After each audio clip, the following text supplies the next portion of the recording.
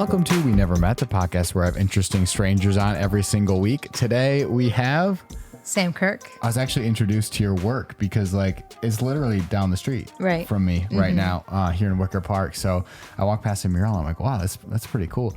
And there's murals all over Chicago. It's very similar. It's where I'm from Milwaukee, and it's kind of where Milwaukee is going with a lot more like street art and just murals in general. But has that always been because you're from Chicago, has it always kind of been in the city, like the murals and sort of street art like that? There definitely have been murals here for a long time. Yeah. The mural movement, as far as what we see now, where there's more of a narrative and kind of what people view as public art, has been active in Chicago since the 70s. Okay. It definitely wasn't as... you didn't see it as often as you do now. Sure. There was a good mix of a little bit of public art and a lot of graffiti. So I grew up seeing a good combination of both. I'd probably say I saw a lot more graffiti than I did murals. And now murals have kind of, public art has taken over, and there's this huge pickup of what you're seeing. And I think that comes from, one, the city is focusing a little bit more on public art, but also, there's a trend in street art, and brands are now also working with artists and muralists to collaborate to create, I think, more of a fun version of an outdoor billboard in some ways. It's a good opportunity still to get your business out there without it being so in your face like a billboard is. Right. Yeah. So, growing up on the South Side, then, were you always very artistic as a kid? Was that something that came later? Because I know you went to school for something different, right? Or you went for interior design or something? I went for interior design and marketing, and I ended up focusing on marketing. But as a kid, I was always creative. Yeah.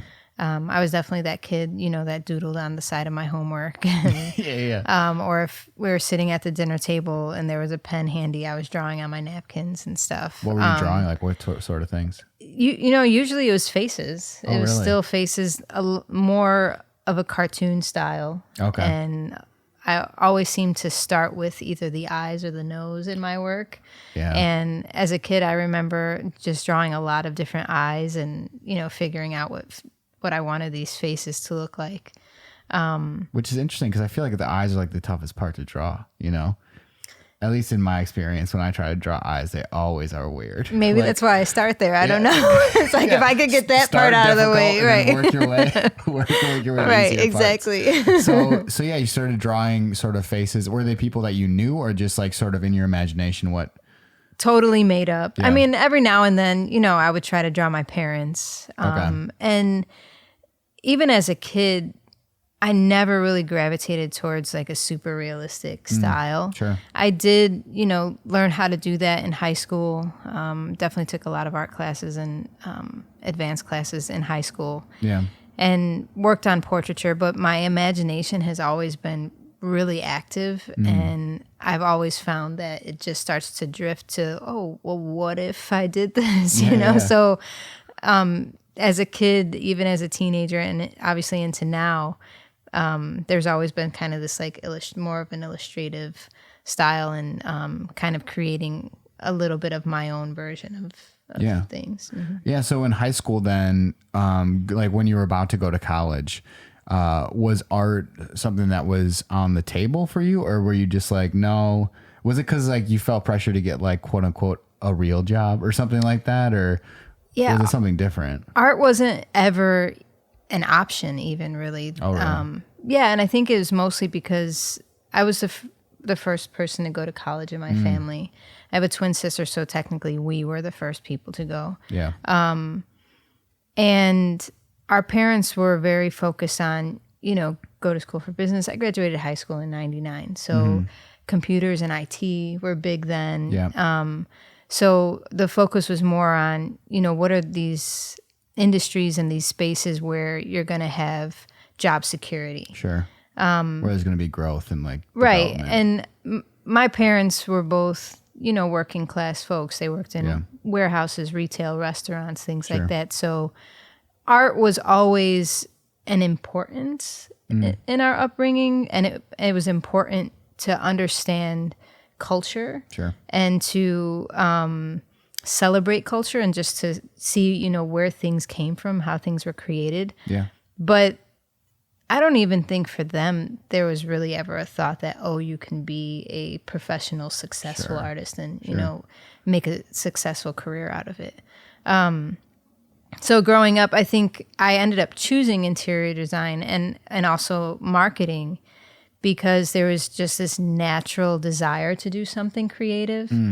And I've always enjoyed working with my hands, and interior design and marketing was like a little bit of business, a little bit of creative. I was, you know, fulfilling the desire that my parents, right. Like I was like, okay, that has a little bit of business in it, but it still allows me to be creative. So, and that's part of the reason I didn't go into like sales for marketing. I stayed in advertising, and I mean, I really enjoyed advertising. I bounced around a lot. I worked in almost every discipline and really enjoyed being able to just, you know, come up with these wild ideas. Yeah.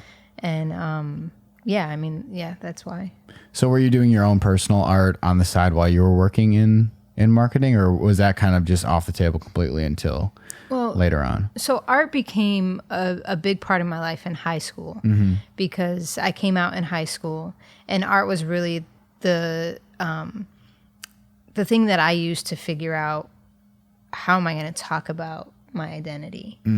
And so that is what cemented this hobby and this practice of it. It became a visual journal, more or less, you know. I've never been a huge writer. I do write sometimes, but it was more so just like drawing out everything that I was thinking and feeling. And when I finished college, that definitely took the back seat. And it was mostly because working in advertising, you work such crazy hours. You don't ever sleep. Yeah, you don't ever sleep. So trying to find time to draw or draw to paint, it was, you know, rare. So the first, you know, 5-6 years of my career in advertising, I was just working on, you know, trying to build up my resume and get noticed and, you know, keep pushing forward. But once I did get to that point and I was in a supervisor's position and, you know, had a team under me, I did start painting again. And it was more for just like a stress relief. I started asking, like, why did I stop doing this? This was something that was so important to me. Yeah. Because I stopped painting for almost like 6-7 years. Oh, wow. Yeah, it was at the end of my college career. So a little bit of the time in college and then also the beginning of my advertising career, I just stopped. It was completely because I had no time. I worked a full-time job while going to college full-time. Wow. So I just had no time. But then once I did pick it up again, I started to, you know, wonder, you know, what would it be like to be, you know, in a gallery or to show work in an exhibit. It was really just for fun. And I started painting in my office because in advertising, you know, I literally live in your office. Right, you practically live there, exactly. So I worked on the client side, so I was always client management, not creative. Not creative entirely, because I worked in sports sponsorship and entertainment marketing, so there's a lot of overlap there. But when I was waiting for the creative team to complete work, I was twiddling my thumbs in my office, you know, like or writing decks, you know. And when I finished up that stuff, it was like, what am I going to do? So I ended up bringing an easel into my office, and I started painting in my office, and ended up getting a show at the agency, talked to some of the office managers and asked about putting up, you know, some artwork on the agency walls. That went well. Some pieces sold. I got some commissions from coworkers. And then it just organically continued to grow. As I saw that people were interested in what I was creating, it sparked an interest in me to want to continue to see, you know, where this would go. And still, even at that point, I didn't think I was going to leave my career in advertising. It still wasn't even, you know, an option in my mind. But I got the show. I got a show at a gallery in 2009, and then in 2010, just from the continued commissions and everything, I got a couple pretty large commission requests, and it was just great timing. I wasn't completely challenged in advertising at the moment, and I found myself, even though I was having fun, kind of bored with the industry, I guess. So I was in a position where I had to make a decision. It was, take these 2 commissions, which were too big to do on the side, and leave or stay and, not do the art. And I was like, well, how often does a kid like me get a chance to, dive into art full time and see where that takes me? So I did, and it's been 9 years. How long?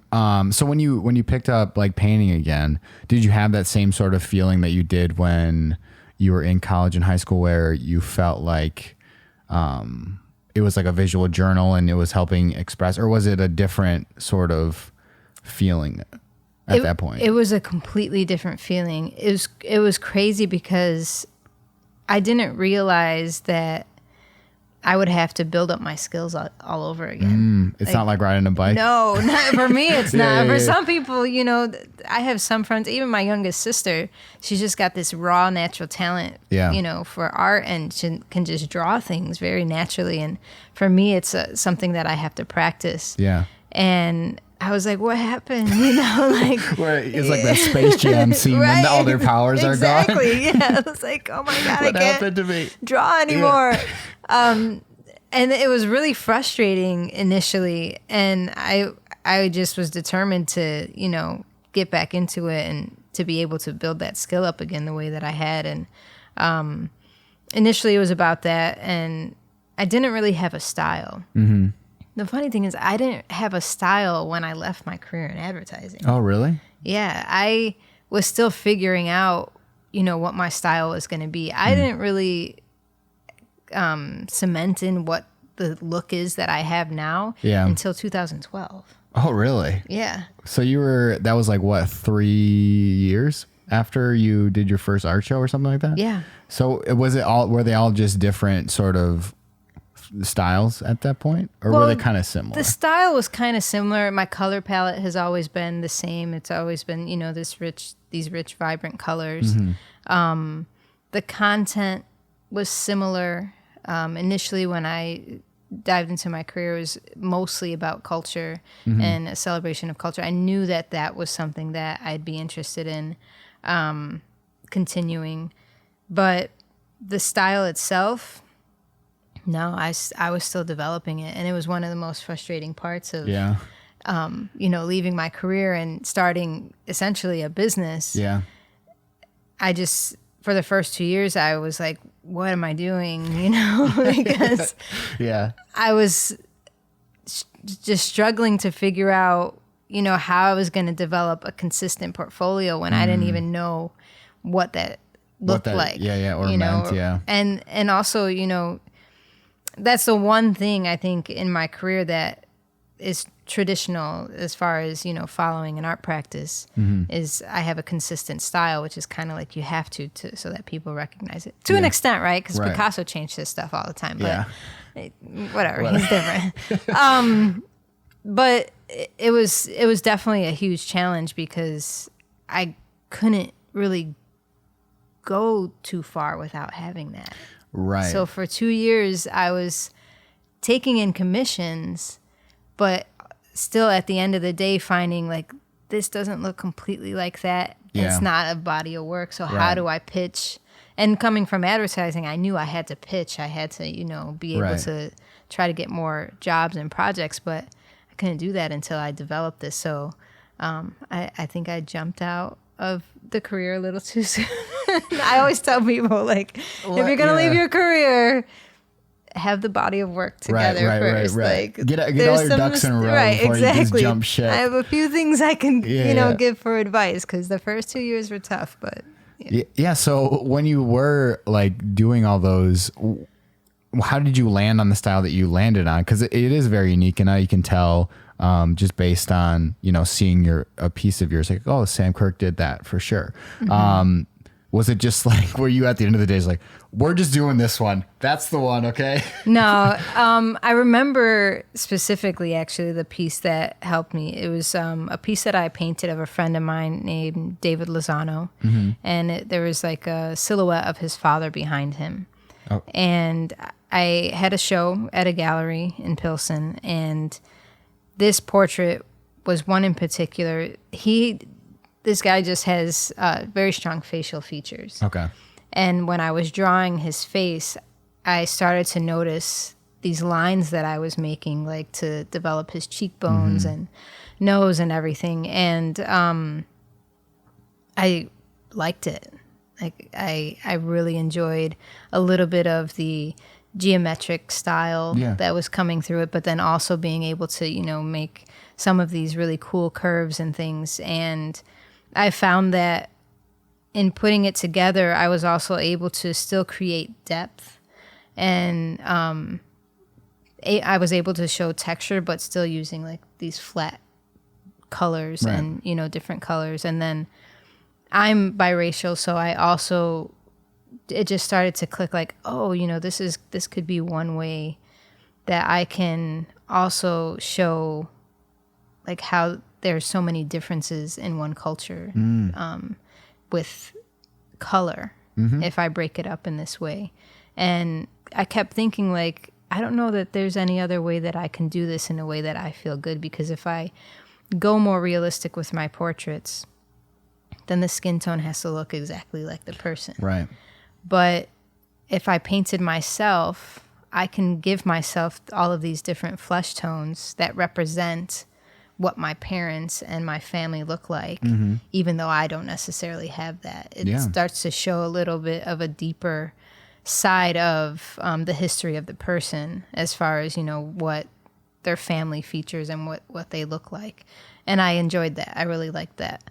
But that was the piece, and, that was when, that started to develop. And that piece was in 2010, I think it was. But I still didn't realize, like, that was it completely. Yeah. I had to keep working at it. And something kept drawing me back to that portrait. Like, I really loved looking at it. And then I decided, let me start to draw some other portraits like this and see how that goes. Yeah. And yeah. So did you have that conscious idea while you were doing it, or was it sort of like you just it kind of turned out this way, and then afterwards you're like kind of analyzing it and be like, oh wow. Yeah, it was completely afterwards. Yeah. Very organic. And honestly, that's one of the things I try to keep in my work now, is to just allow there to be some just organic part of the process, because I find so much of my career has been about experimenting and exploring and playing with materials, but also with design. And I find that, the most interesting pieces that I've put together come from that. So I just try to continue to let, this organic process kind of carry me, and not try to say, oh, I need to, stick to this, or just need to do that with the work. Yeah. I mean, like the whole, like the skin tone, all that stuff just blew my mind, because I was like looking at all your stuff and I'm like, I can really see that now. Like that, it makes a lot of sense, and it's really cool to like look at something, in that sort of layered way where there is more than just obviously what you see. And I think that's what makes art great. Yeah. So after this point, because you went to New York and came back, and we're kind of going back and forth for a while, right? Yeah, we still go back and forth quite a bit. So I moved to New York. So I moved to Minnesota first. I was there for a year. It wasn't really my thing. Just to see how it was, or? Yeah, to see how it was. It was another bigger city in the Midwest. Did you go to Minneapolis? So, Minneapolis, yeah. Just a little too slow for me. Yeah. Not enough mixture. Yeah.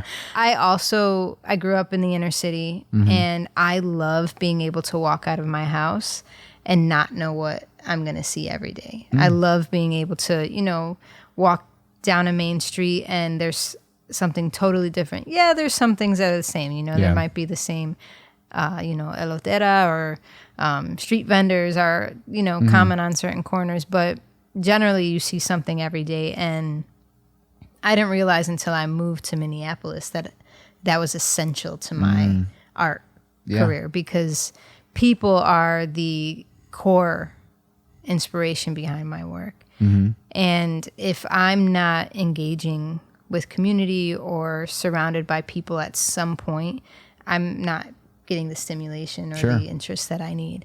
And Minneapolis was just a little too slow for me. I mean, with 3.5 million people here, it's tough to go outside and not see something different. Right, exactly. Something's got to change at some point. Right. So then New York, obviously, is, times 2 of that, right? Yeah. So I moved to New York, and I mean, that was just absolutely amazing for me.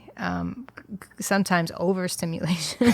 I actually found myself coming back to Chicago sometimes to process which is crazy. Right. This is the top level for some people too. Yeah. So I mean, so many people would say that to me. They're like, "What do you mean Chicago's easy?" It's like Chicago is a breeze compared to New York. New York is so fast. Yeah. And you're just hit with for somebody who wants stimulation and constant. It's just all day long, I would keep a book with me. That's actually when I started writing a little bit more, was when I moved to New York. I would keep a book with me because I would get so many ideas in a day from all of this interaction with, people on the train, on the street, or just things I would, happen to see. Yeah. I have more ideas written, down from living in New York than I will ever even, I'll never be able to produce that much. Yeah. Well, that's good. That's a good problem to have. Yeah, without a doubt. It's better than the opposite. Right. You just got to twiddle your thumbs. Right. Oh, I really wish I was inspired. Right. But you also talked about, I saw you talk about when you went to New York, it kind of like changed how you thought about like your identity and culture and things like that. Can you talk a little bit about that and like what you learned about yourself when you went out there? Yeah, well, it definitely changed a lot of who I am individually. Mm-hmm. And I think most of that was because, I grew up in Chicago, and fortunately, we moved a lot. Like, we lived in probably 9 different neighborhoods as just within my childhood, or 9 different homes. Yeah. And mostly because my parents, were working class, or trying to figure out, what's a better neighborhood. Trying to get a good deal on exactly. rent and stuff. Good rent, good schools, getting to the, next best place. Yeah. And that was great for me because I got to see so much more of the city than I think a lot of people do. Some people just stay in one neighborhood, they go to work or school and come back, Right. But the segregation here is very limiting. Mm-hmm. And I didn't realize how much that was ingrained in who I was until I moved to New York. I didn't really start to realize, how we identify people here and how much of that is based on skin color or area. And that was different in New York. I found that I didn't have to explain my cultural makeup as much as I do here. Do people ask that? Yeah. People ask me all the time what I am. That's such a weird thing to ask somebody. People ask all the time what are you. I never get asked, obviously. Yes, people ask all the time, what are you? Yeah. If you're any darker than white, they'll always ask. And if I have a tan from painting murals in the summer, then they assume I'm something else, So, yep. I get asked that all the time. And also, like, my wife is from Brooklyn, and we live here now. Mm-hmm. And she's Costa Rican and Jamaican and Irish. Mm-hmm. And to most people here, she, just looks like a black woman, so they don't expect her to speak Spanish, especially on the South Side. In Humboldt Park, yeah, sure. But it just shows how much the segregation in the city impacts people's ability to understand culture and to understand like the wide ranges of what people can look like. Yeah. And the possibilities for the languages that they speak. Like, no one in little village where we live ever expects her to speak fluent Spanish. Which is funny because she's not even from here in the first place. Like, the ironic thing about all that is like they're making assumptions just based on where you are, right? Like location, exactly. Which is funny because you could just be from anywhere in the United States or in the world and just be there for some reason. Exactly. Yeah. But in New York, I just found that I was able to open up a bit more. And it's for so many reasons. You know, there's a lot of layers to my identity. I'm minority in multiple ways, right? I'm a woman. I'm a woman of color. I'm queer. All these things, and I feel like that is more limiting in Chicago in ways that it's not in New York. I think one good example is just being part of the LGBT community. That doesn't really exist on the South Side. Not in a way. There's people there, you know. There's definitely queer people on the South Side, but is there a obvious safe space for that community? Right. Yeah. Not really, right? In New York, to go somewhere else. Exactly. I always feel like I have to go somewhere here to feel that, whether it's spaces that people are creating that, yes, are also on this. There are some groups that are creating those spaces on the South Side, but it's like, okay, now I'm in this enclosed space. I can feel comfortable, but the minute I walk out the door and I'm on the street, I got to watch my back. Yeah. And it blows my mind that, you know, that's the thing here, but it's like neighborhood specific almost. Like it's neighborhood specific. The services in the neighborhood are specific to that. Right. Yeah. Yeah. And in New York, I just feel like, you know, that's past. There's definitely still neighborhoods in New York where that's an issue. You know, I mean, if we look at this last year, you know, there was a rainbow flag burned in Harlem, right before all of the WorldPride things started.